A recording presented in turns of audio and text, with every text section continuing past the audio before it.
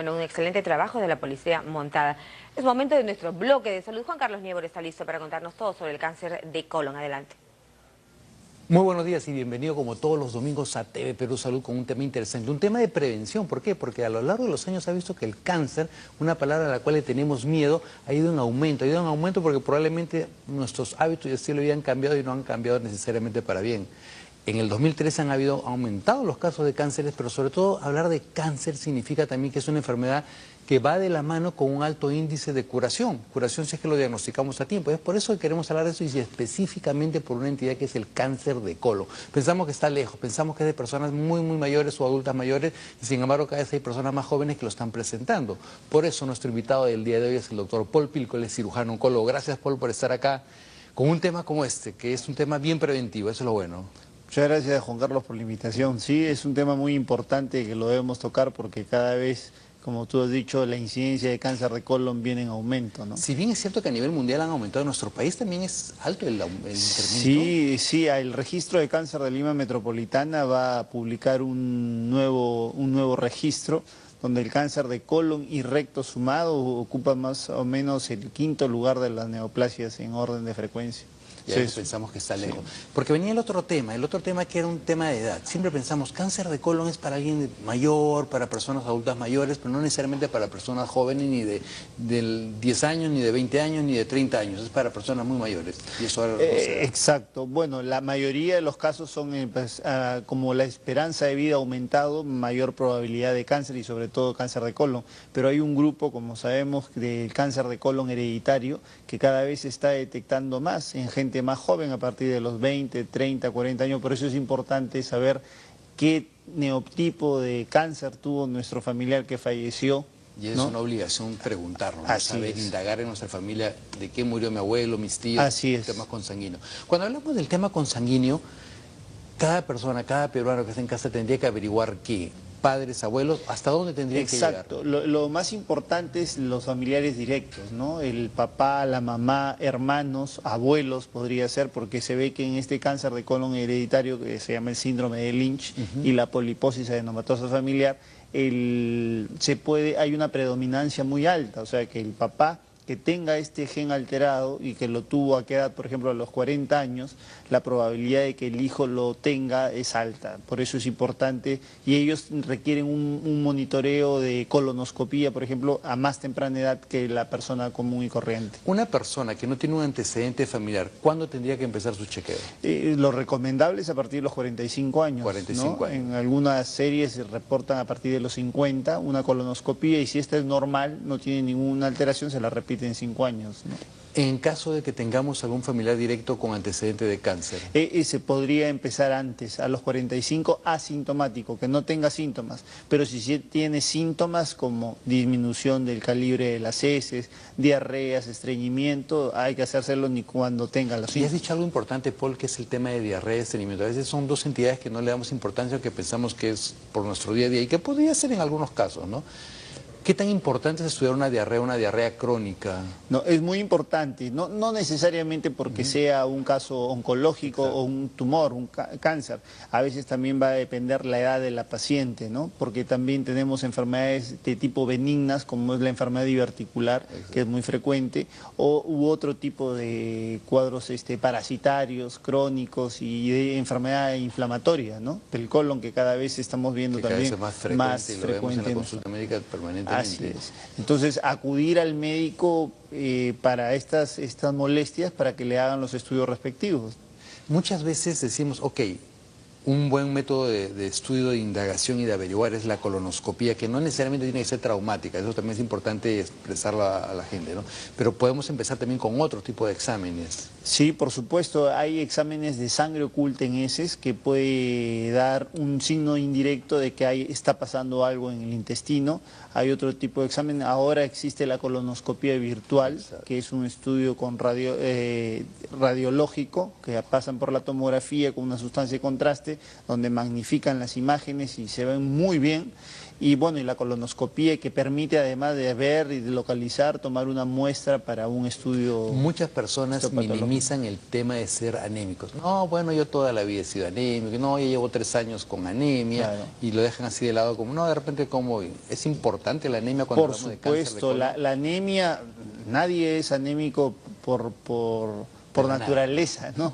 Hay un tema a veces de falta de aporte de fierro, que ese es un tema nutricional que hay que corregirlo, pero la mayoría de los casos que vemos son por pérdidas.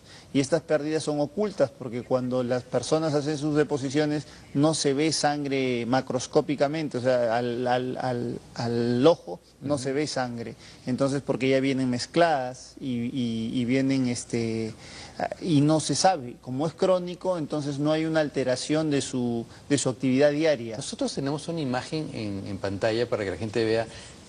Existe la colonoscopía, que es un examen que lo podemos hacer y comenzamos a encontrar unos pólipos. Yo siempre digo a los pacientes para que entiendan, es como un lunar de carne, pero en la parte interna de nuestros intestinos, que tiene diferentes tamaños. ¿Cuál es el esquema terapéutico? Porque mucha gente tiene miedo a estos pólipos, sobre todo a las biopsias. ¿Hacen daño las biopsias? De ninguna manera. Bueno, lo que pasa es que ha habido un tabú años atrás que hablaban de los pacientes que tenían un tumor y les tocaron y se diseminó la enfermedad, pero eso existía antes porque no habían los estudios de diagnóstico que ahora existen, ¿no? Entonces un pólipo, por ejemplo, como el que tienes en la imagen, mientras más pequeño es más fácil, se puede resecar o extirpar en el momento de la misma colonoscopía. Exacto. Y a eso se orienta el tema preventivo de hacerse las colonoscopías, así cuando no tenga síntomas, porque un pólipo de ese tamaño probablemente no da síntomas. Del más pequeñito que estamos hablando. Exacto, el estadio 1 que dice ahí. Y en el caso, ok, uno se hace una colonoscopía y evidencia estos pólipos, el gastro ve si es un pólipo pequeño, aprovechamos para sacar, porque la premisa es pólipo que se vea, pólipo que tiene que salir, porque así sea benigno, así no sea cáncer, en algún momento podría malignizarse, ¿no? Entonces, es sacarlo. Así es. ¿Cuándo decidir por un tema quirúrgico? Claro, los pólipos, o sea, todo pólipo debe extirparse completamente. Si el pólipo no es extirpado completamente, este paciente tiene que ir a un tratamiento quirúrgico, porque no sabemos si en la base del pólipo puede haber ya células neoplásicas. Sin duda, el que haya un pólipo, nada más que un pólipo, probablemente estemos frente a un cáncer temprano, que se cura el 100% de los pacientes. Solamente resecándolo, sacándolo, mejor dicho. Y como no da síntomas, por eso es importante insistir que la persona que no tiene síntomas, a partir de los 45 o 50 años se haga una colonoscopía, porque si se detecta ese pólipo, se extirpa y se acabó el problema. Pero si queda una base que no se pudo extirpar completamente o hay un pólipo más grande que no se puede extirpar por vía endoscópica, esa es indicación de tratamiento quirúrgico y la probabilidad de que sea temprano y se cure es del 100%. Muchas veces decimos, y quiero hacer hincapié con el tema de la biopsia, porque muchas personas lo dicen textualmente antes del procedimiento, a mí por favor no me hagan la biopsia. ¿Qué ocurre con respecto al tratamiento si a alguien se le encuentra una tumoración, un pólipo, etcétera, y no se puede biopsiar? ¿Se puede dar un tratamiento? No hay ningún tratamiento que no sea la extirpación. Exacto. El tratamiento principal, el pilar del tratamiento del cáncer de colon inicial, por supuesto, es la cirugía. Entonces, ya sea por vía endoscópica, que es la menos traumática, puede ser por vía laparoscópica, por cirugía convencional. Lo ideal es extirparlo y de acuerdo al grado de la enfermedad, que esto ya es un tema técnico de la especialidad, para poder hacer la disección ganglionar que corresponda. Por ejemplo, hay tumores que invaden otros órganos, el colon del sigmoides puede comprometer el riñón, y si es un tumor enorme hay que hacer una resección multiórgano, la resección del riñón y el colon. Para alguien que, por ejemplo, está en provincia y de repente no tiene mucha ayuda en tema de exámenes o en orientación, una persona que se le detecta un cáncer, recordemos que si se detecta, y vuelvo a repetir, en estadios iniciales, en un buen momento se va a curar, si es que recibe su tratamiento. ¿Qué es lo que tiene que hacer? O sea, Ni bien, me imagino que de hecho que va a haber exámenes de sangre, etcétera, pero con respecto a muchas personas, obviamente se le hace un mapeo, tomografía, Claro. etcétera, que es importante, parece hay otras cosas. Claro, el proceso del diagnóstico, el diagnóstico clínico es importante porque por una tomografía o una ecografía puedo decir que hay un tumor en el colon. El diagnóstico patológico, que es la biopsia que ya le toman a la muestra, hay que ver la extensión de la enfermedad. Si este tumor, como muchos conocen las metástasis, se pueden ir a otros órganos y generalmente los tumores del colon pueden migrar hacia el hígado y también pueden ir al pulmón o pueden diseminarse en la cavidad abdominal. Entonces el mejor estudio es hacer una tomografía de tórax, el abdomen y la pelvis. En las mujeres puede comprometer hasta los ovarios. Entonces hacerle una tomografía completa, hacerle exámenes de sangre, marcadores tumorales, porque también va a servir para el seguimiento después del tratamiento. Estos tienen que ponerse en valores normales y poder controlarlos. Tengo acá un Twitter del @TV Perú Salud para los que están en casa, de Lucía, dice. Ella tiene heces que están adelgazadas y ella sabe que hace 3 meses no las tenía, ha empezado recién a atender.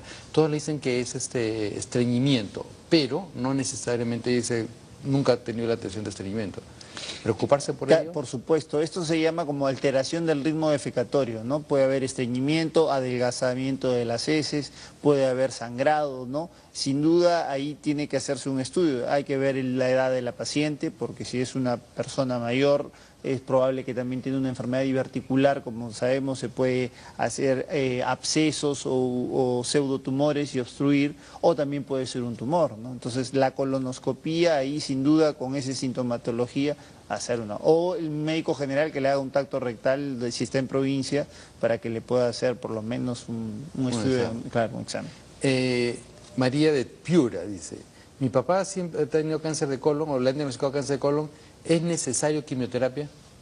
No necesariamente. El manejo, si bien es cierto, del cáncer de colon es multidisciplinario, pueden entrar la parte de oncología médica, que es la quimioterapia, la cirugía, la parte psicológica, etcétera, etcétera. Y en recto, radioterapia, por ejemplo. El cáncer de colon, si hasta ahora nosotros tomamos aquellos tumores que no tienen ganglios comprometidos después de la cirugía, no es necesaria la quimioterapia. Solamente hay algunos casos especiales que tienen algunos factores, se llaman biológicos, de recurrencia. A ellos podrían beneficiarse de tratamiento complementario. Hay pacientes, bueno, de repente el término quimioterapia asusta a muchas personas en su casa, pero hay pacientes que se lo operan, que todo fue un éxito y se le da una quimioterapia de manera preventiva para prevenir. Eso es... Hay quimioterapia en esos casos que son el grado 2, cuando los ganglios no están comprometidos, pero hay algunos factores que puedan hacernos pensar de que pueda volver. Ahí podría darse la quimioterapia de título, entre comillas, preventivo, ¿no? Con la finalidad de disminuir ese riesgo. Pero, por ejemplo, un tumor pequeño que no tuvo ganglios comprometidos, como el de la resección de la endoscopía o esa resección parcial, no requiere tratamiento. Y los tratamientos son diferentes de acuerdo a cada persona, ¿no? Y cada persona, no quiere decir que alguien que tuvo cáncer de colon y otro de recto, el tratamiento es totalmente diferente. No se dejen llevar, porque a mí le hicieron esto, a la fulana le hicieron esto, a la otra paciente le hicieron lo otro. Y otra pregunta así cortera que siempre la gente tiene miedo, el uso de las colostomías, que son esas bolsas que colocan después de cirugía. Claro. Buena parte de sus pacientes no la van a tener de por vida, ¿no? Sí, por supuesto. Esto va a depender de la localización del tumor, donde se ubique. Para poder ir a una colostomía, que es la bolsa, puede ser temporal o puede ser definitiva, ¿no?